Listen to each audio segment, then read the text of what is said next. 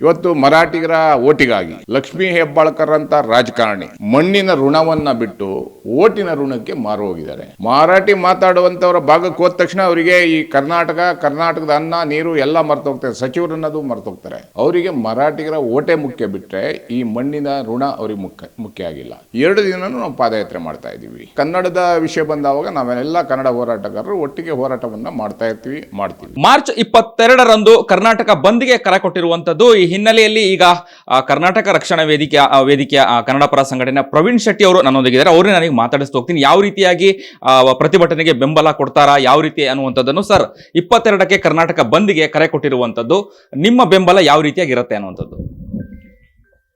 ನಾವು 21ನೇ ತಾರೀಕು ಶುಕ್ರವಾರ ಬೆಳಿಗ್ಗೆ 10 ಗಂಟೆಗೆ ರಾಮನಗರ ಕೆಂಪೇಗೌಡ ಸರ್ಕಲ್ನಿಂದ ಬೃಹತ್ ಮಟ್ಟದಲ್ಲಿ ಪಾದಯಾತ್ರೆಯನ್ನು ಹಮ್ಮಿಕೊಂಡಿದ್ದೀವಿ. 2 ದಿನಗಳ ಕಾಲ ಮೇಕೆದಾಟು ಯೋಜನೆಗೆ ಆಗ್ರಹಿಸಿ ಬೃಹತ್ ಮಟ್ಟದ ಪಾದಯಾತ್ರೆಯನ್ನು ಹಮ್ಮಿಕೊಂಡಿದ್ದೀವಿ. 22ಕ್ಕೆ ಯಾವ ರೀತಿಯಾಗಿ ಸಹಕಾರ ಇರುತ್ತೆ? ಒಂದು ಕಡೆ ನೀವು ಪ್ರತಿಭಟನೆ ಇದರಲ್ಲಿ ನೀವು ಪಾದಯಾತ್ರೆಯನ್ನು ಕೂಡ ಮಾಡಿದ್ದೀರಾ. ಯಾವ ರೀತಿಯಾಗಿ ಇರುತ್ತೆ ಇದಕ್ಕೆ ಭಾಗವಹಿಸುವಂಥದ್ದು? ಈಗಾಗಲೇ ವಾಟಾಳ್ ನಾಗರಾಜರು ಕೂಡ ಎಲ್ಲರೂ ಕೂಡ ಸಹಕಾರ ಕೊಡಬೇಕು ಪ್ರತಿಭಟನೆ ಅಂತ ಹೇಳಿದ್ದಾರೆ. ನಿಮ್ಮ ಸಹಕಾರ ಅವರೊಟ್ಟಿಗೆ ನೀವೇನಾದರೂ ಸೇರಿಕೊಂಡು ಪ್ರತಿಭಟನೆ ಮಾಡುವಂಥದ್ದು ಆ ಥರ ಏನಾದರೂ ಆಗತ್ತಾ, ಹೇಗೆ ಅಂತ?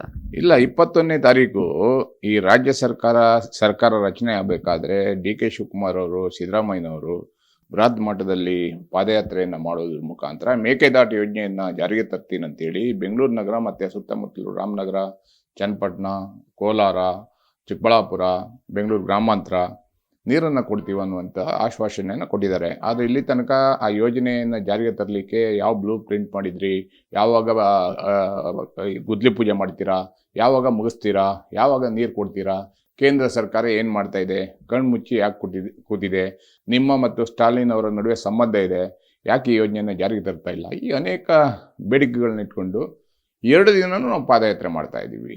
ವಾಟಾಳ್ ನಾಗರಾಜ್ ಅವರು ಕರೆದಿರುವಂಥ ಬಂದು ಸಹ ಕರ್ನಾಟಕಕ್ಕೆ ಅನ್ಯಾಯ ಆದವಾಗ ಏನೇನು ಮಾಡಬೇಕು, ಅದ್ರ ವಿರುದ್ಧ ಸರ್ಕಾರ ಗಮನ ಸೆಳಿಬೇಕು, ಸರ್ಕಾರ ಕಾನೂನು ಕ್ರಮ ತಗೋಬೇಕು. ಬೆಂಗಳೂರಲ್ಲಿ ವಲಸಿಗರು ಜಾಸ್ತಿ ಆಗಿದೆ, ಗಡಿಭಾಗದಲ್ಲಿ ಕನ್ನಡಿಗರ ಮೇಲೆ ದೌರ್ಜನ್ಯ ನಡೀತಾ ಇದೆ, ಮರಾಠಿಗರ MES ನಿಷೇಧ ಮಾಡಿ, ಇದೆಲ್ಲ ಅವ್ರ ಬೇಡಿಕೆನೂ ನಮ್ಮ ಬೇಡಿಕೆನೇ, ಕನ್ನಡ ಹೋರಾಟಗಾರ ಬೇಡಿಕೆ ಎಲ್ಲ ಒಂದೇನೆ.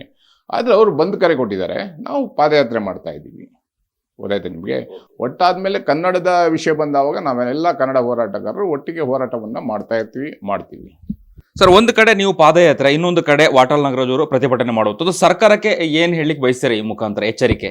ಸರ್ಕಾರ ಕನ್ನಡಿಗರ ಬೇಡಿಕೆ, ಇವತ್ತು ಕನ್ನಡ ಯಾವ ಸ್ಥಿತಿಯಲ್ಲಿದೆ, ಕನ್ನಡಿಗರ ಬದುಕೇನಾಗಿದೆ, ಇವತ್ತು ಮರಾಠಿಗರ ಓಟಿಗಾಗಿ ಬೆಳಗಾವಿಯಲ್ಲಿ ರಾಜಕಾರಣಿಗಳು ಲಕ್ಷ್ಮೀ ಹೆಬ್ಬಾಳ್ಕರ್ ಅಂತ ರಾಜಕಾರಣಿ ಈ ಮಣ್ಣಿನ ಋಣವನ್ನು ಬಿಟ್ಟು ಓಟಿನ ಋಣಕ್ಕೆ ಮಾರು ಹೋಗಿದ್ದಾರೆ.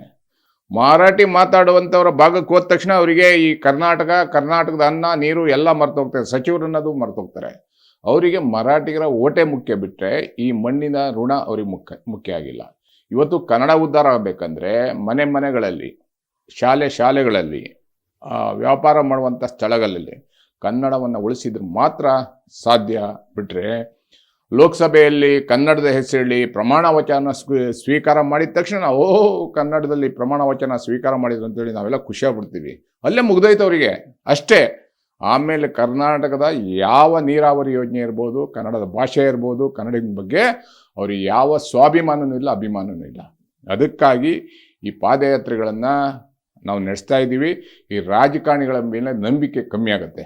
ಈ ನಾಡನ್ನು ಉಳಿಸ್ಕೋಬೇಕಾಗಿದ್ದು ಜೀವದ ಹನಿ ರಕ್ತ ಇರೋ ತನಕನೂ ಪ್ರತಿಯೊಬ್ಬ ಕನ್ನಡಿಗನ ಹಕ್ಕಾಗಿರುತ್ತೆ. ಈ ನಾಡಿನ ಭಾಷೆ ಘನತೆಯನ್ನು ಉಳಿಸ್ಬೇಕಾಗಿರುವಂಥದ್ದು, ಈ ನಾಡಿನ ಗೌರವವನ್ನು ಹೆಚ್ಚಬೇಕಾಗಿರುವಂಥದ್ದು, ಈ ನಾಡಿನ ನೀರಾವರಿಗಳ ಬಗ್ಗೆ ಆ ಕೆಲಸಗಳನ್ನ ಮಾಡಬೇಕಾಗಿರುವಂಥದ್ದು. ಎಲ್ಲ ಸ್ವಾಭಿಮಾನಿ ಕನ್ನಡಿಗರು ಒಟ್ಟಾಗಿ ಕನ್ನಡಿಗನ ಉಳಿಸ್ಕೊಳ್ಳುವಂಥ ಕೆಲಸವನ್ನು ನಾವು ಮಾಡಬೇಕಾಗುತ್ತೆ. ಗಡಿ ಭಾಗದಲ್ಲಿ ಪ್ರತಿ ವರ್ಷನೂ ಕೂಡ ಮರಾಠಿಗರ ಪುಂಡಾಟ ಹೆಚ್ಚಾಗ್ತಿದೆ. ಇದಕ್ಕೆ ಯಾವಾಗ ಪೊಲೀಸ್ ಸ್ಟಾಪ್ ಅಂತೇಳಿ ಒಂದು ಕಡೆ ಅವರು ಪ್ರತಿಭಟನೆ ಮಾಡುವಂಥದ್ದು, ಕನ್ನಡ ಸಂಘಟನೆಯವರು, ಸರ್ಕಾರ ನಾವು ಕ್ರಮ ತಗೊಳ್ತೀವಿ ಅಂತ ಹೇಳ್ತಿದ್ದಾರೆ. ಆದರೆ ಮರಾಠಿಗರ ಪುಂಡಾಟ ಮಾತ್ರ ಪ್ರತಿ ಬಾರಿನೂ ನಿಲ್ತಾ ಇಲ್ಲ. ಪ್ರತಿ ವರ್ಷನೂ ಕೂಡ ಒಂದು ಕಡೆ KSRTC ಸಿಬ್ಬಂದಿಗಳ ಮೇಲಾಗಿರ್ಬೋದು ಅಥವಾ ಕನ್ನಡಿಗರ ಮೇಲೆ ಅವ್ರ ದಬ್ಬಾಳಿಕೆ ಆಗ್ತಾನೆ ಇದೆ. ಇದು ಪೊಲೀಸ್ ಸ್ಟಾಪ್ ಯಾವಾಗ ಅನ್ನುವಂಥದ್ದು? ಮಹಾರಾಷ್ಟ್ರದ ಗಡಿಯಲ್ಲಿ ಈ MES ಗುಂಡಗಳು ಬರೀ KSRTC ಡ್ರೈವರ್ ಮೇಲೆ ಮಾತ್ರ ಅಲ್ಲ, ಹಿಂದೆ ಹೋಟೆಲ್ಗಳ ಮೇಲೆ ದಾಳಿ ಮಾಡಿದ್ದಾರೆ, ಕನ್ನಡಿಗರ ಮೇಲೆ ಕನ್ನಡ ಮಾತಾಡೋರ ಮೇಲೆ ಅಟ್ಯಾಕ್ ಮಾಡಿದ್ದಾರೆ. ಸಂಗೊಳ್ಳಿ ರಾಯಣ್ಣ ಪ್ರತಿಮೆಯನ್ನು ಧ್ವಂಸ ಮಾಡಿದ್ದಾರೆ. ಪೊಲೀಸರ ವಾಹನಗಳಿಗೆ ಬೆಂಕಿಯನ್ನು ಇಕ್ಕಿದ್ದಾರೆ. ಇಷ್ಟೆಲ್ಲ ಆದ್ರೂ ಸಹ ನಮ್ಮ ಸರ್ಕಾರ MES ಗೂಂಡಗಳನ್ನು ಯಾವತ್ತೂ ಸಹ ಗಡೀಪಾರು ಮಾಡಿಲ್ಲ. ಅಲ್ಲಿಯ ರಾಜಕಾರಣಿಗಳಿಗೆ ಮುಕ್ತವಾಗಿ ನಮ್ಮ ರಾಜ್ಯದೊಳಗಡೆ ಬಂದು ನಮ್ಮ ರಾಜ್ಯದ ವಿರುದ್ಧ, ಕನ್ನಡಿಗರ ವಿರುದ್ಧ ಮಾತಾಡಲಿಕ್ಕೆ ಶಕ್ತಿಯನ್ನು ತುಂಬಿರುವಂಥದ್ದೇ ನಮ್ಮ ರಾಜಕಾರಣಿಗಳು. ಚುನಾವಣೆ ಗೆದ್ಮೇಲೆ ಇವರು ಯಾವುದೂ ಇಲ್ಲ, ಯಾವ ಒಪ್ಪಂದನೂ ಇಲ್ಲ. ಅದಾದಮೇಲೆ ಅನೇಕ ಸಂದರ್ಭದಲ್ಲಿ ಕನ್ನಡಿಗರ ಮೇಲೆ ನಿರಂತರವಾಗಿ ದಾಳಿಯನ್ನು ಮಾಡಿದ್ದಾರೆ. ವಿಧಾನಸೌಧದಲ್ಲಿ ಬಂದು ಶಾಸಕರಾಗಿ ನಮ್ಮ ಸರ್ಕಾರದ ಶವಯಾತ್ರೆಯನ್ನು ಮಾಡ್ತೀವಿ ಅಂತ ಹೇಳಿರೋದನ್ನ ನಾವು ನೋಡಿದ್ದೀವಿ. ಆದ್ದರಿಂದ ಇಂಥ ಗುಂಡಗಳನ್ನು ಬಗ್ಬಡಿಲಿಕ್ಕೆ ಸರ್ಕಾರದಿಂದ ಸಾಧ್ಯ ಇಲ್ಲ. ಕನ್ನಡ ಹೋರಾಟಗಾರರು ಬೀದಿಗಿಳಿದರೆ, ಪಾದಯಾತ್ರೆ ಮಾಡೋಕೊಟ್ರೆ ನೀವು ಅಲ್ಲಿ ಮಾಡಬೇಡಿ, ಇಲ್ಲಿ ಮಾಡಬೇಡಿ, ಯಾಕೆ ಮಾಡ್ತೀರಾ, ಅರೆಸ್ಟ್ ಮಾಡ್ತೀವಿ ಅನ್ನುವಂಥದ್ದು ಬೆದರಿಕೆಗಳನ್ನ ಹಾಕ್ತಾರೆ. ಆದ್ದರಿಂದ ಸರ್ಕಾರನೇ ಕನ್ನಡಿಗರ ಸರ್ಕಾರ, ಕನ್ನಡದ ಸರ್ಕಾರ ಬರೋ ತನಕ ಇಂಥ ರಾಜಕಾರಣಿಗಳು ಈ ರಾಜಕೀಯವನ್ನು ಮಾಡ್ತಾ ಇರ್ತಾರೆ. ಇದಿಷ್ಟು ಪ್ರವೀಣ್ ಶೆಟ್ಟಿ ಅವರ ಮಾತಾಗಿತ್ತು. ಕ್ಯಾಮರಾ ಪರ್ಸನ್ ಉಲ್ಲಾಸ್ ಜೊತೆ ಅಭಿಜಿತ್ ಗಣೇಶ್, ಕರ್ನಾಟಕ ಟಿವಿ, ಬೆಂಗಳೂರು.